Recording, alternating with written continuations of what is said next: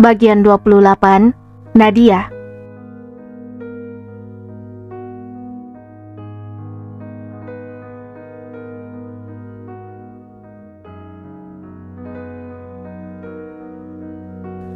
Kembali layar ponsel menyala. Aku yang awalnya berusaha untuk tidak peduli, akhirnya penasaran. Al. Bahkan dia memanggil nama suamiku dengan sebutan yang sama denganku. Kuusap layar ponsel Ali yang rupanya tidak berpassword. Mungkin tidak apa-apa jika aku membuka pesan itu. Toh selama ini suamiku tidak pernah melarang untuk membuka ponselnya. Baru saja jariku menyentuh aplikasi hijau miliknya, tiba-tiba terdengar suara salam bersamaan dengan terbukanya pintu kamar. Ali sudah pulang. Lelaki itu agak sedikit heran melihatku memegang ponselnya dengan wajah penasaran. Apa ada yang menelpon? Tanyanya sambil sibuk menyiapkan piring. Rupanya dia membeli gado-gado untuk makan siang kami. Ada pesan dari seseorang, jawabku lirih. Aku meletakkan kembali ponsel itu, tidak jadi membaca pesan yang masuk tadi. Dari? Tanyanya. Dia masih saja sibuk memindahkan 2 porsi gado-gado yang dibelinya.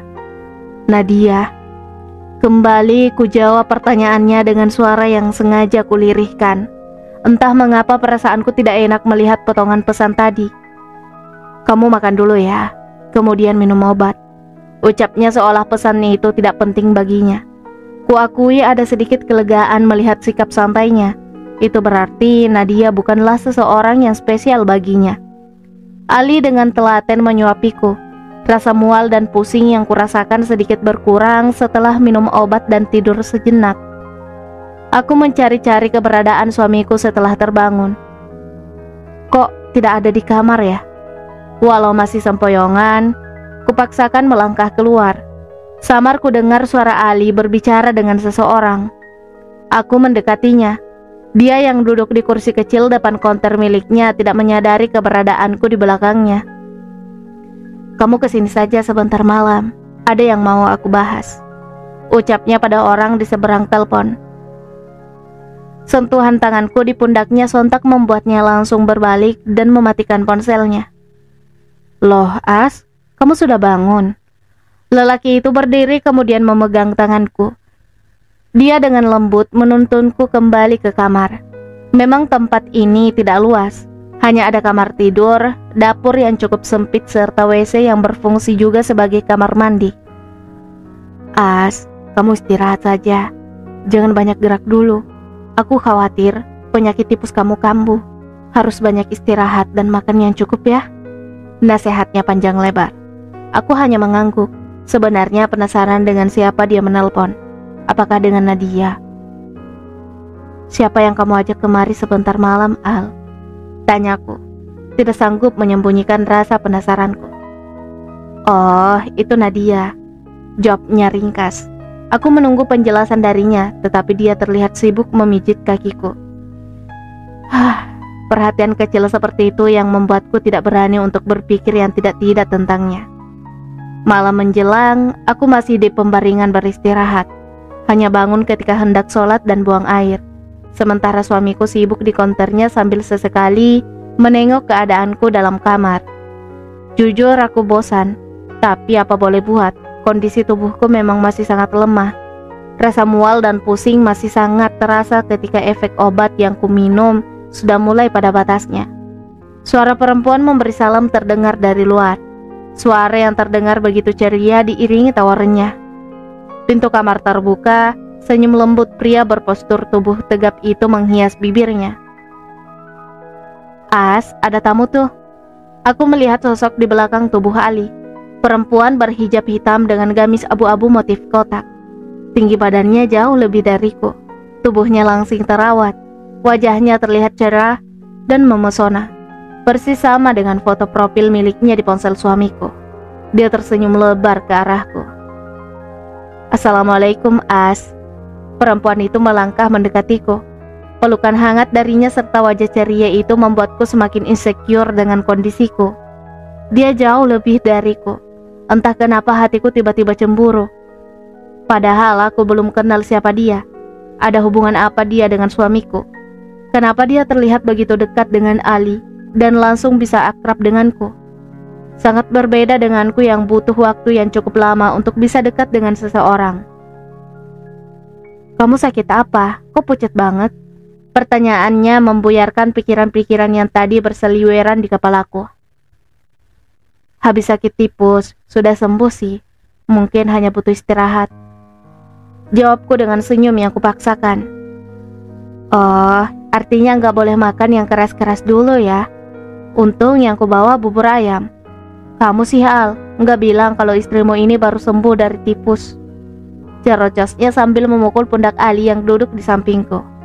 Ali Akbar hanya tersenyum menanggapi ocehan perempuan itu. Wajahnya biasa saja menanggapinya. Apa memang mereka hanya murni berteman?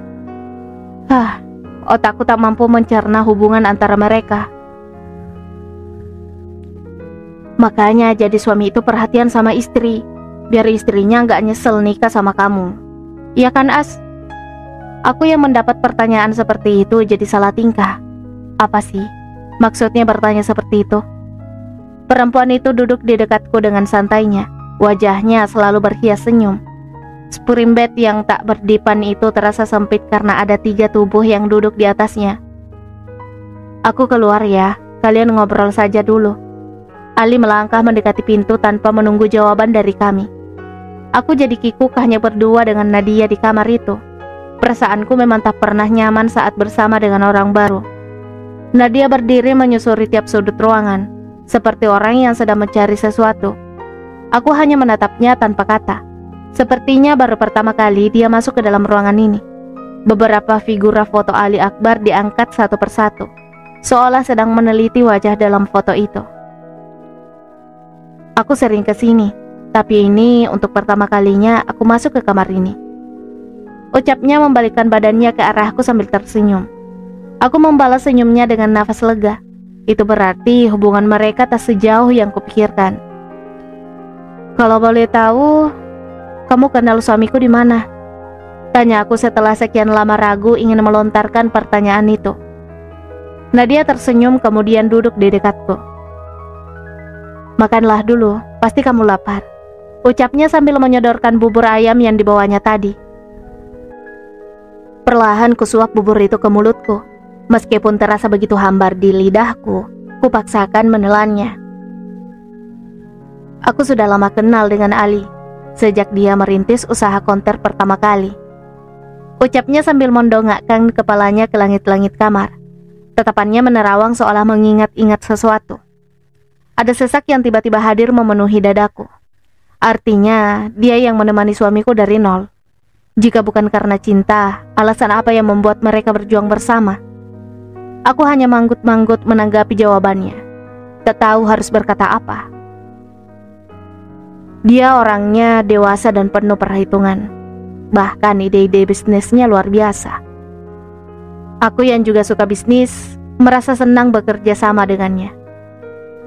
Aku mendengar tarikan nafasnya begitu berat mengiringi kalimat itu. Entah apa yang dirasakannya. Pikiranku kembali traveling menyusuri alam pikirannya. Semoga saja ini bukan cinta sepihak.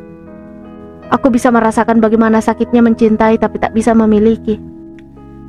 Kamu kok diam saja? Ayo makan lagi buburnya dan ceritakan padaku bagaimana kamu menikah dengan Ali. Ucapnya menyentuh lenganku lembut namun penuh semangat. Apakah dia tengah menyembunyikan perasaannya? Tidak ingin berburuk sangka dulu. Ya, aku tidak tahu harus mulai dari mana. Kisah pernikahan kami unik. Jawabku tersenyum getir, mengingat bagaimana kami bisa menikah karena suatu insiden dan kesalahpahaman. Unik gimana? Tanyanya dengan penuh semangat ingin tahu. Nantilah aku ceritakan. Aku ingin mendengar lanjutan cerita kamu.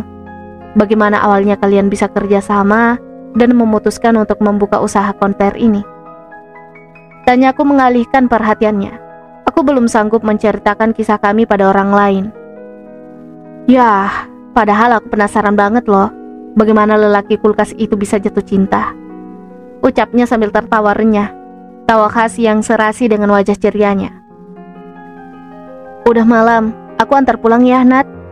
Tiba-tiba suamiku muncul sambil menimbangi kunci mobilnya. "Oh iya, aku pulang dulu ya, As. Besok aku kesini lagi," ucapnya kembali memelukku hangat sambil cipika-cipiki. "Maksudnya kalian pulang berdua saja?" Pertanyaan itu terlontar begitu saja, karena begitu tidak etis rasanya mereka pergi berdua malam-malam begini. "Santai aja, As. Ali sudah biasa kok ngantar aku pulang. Lagi pula jarak rumahku dekat kok. Aman deh pokoknya." Kembali perempuan ceria itu tertawa, seolah tidak peduli terhadap apa yang tengah aku rasakan. Suamiku kemudian mendekatiku, kemudian lembut mengecup keningku. Aku sampai terkejut mendapatkan perlakuan manisnya itu. "Ah, ini konten dewasa ah. Aku kayaknya harus keluar duluan," ucap Nadia melangkah keluar. Aku masih bisa mendengar tawanya dari balik pintu. "Jangan khawatir, sebentar saja kok. Aku pergi dulu ya," pamit suamiku setelah kembali mendaratkan bibirnya di pipiku. Aku gelisah menunggu kepulangan suamiku. Belum bisa sepenuhnya percaya pada mereka berdua.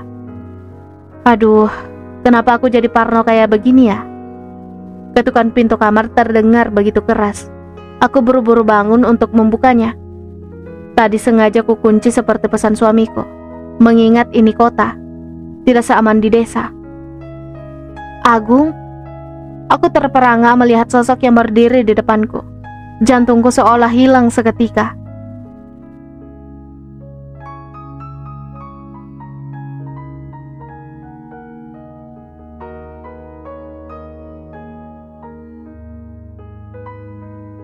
Bersambung.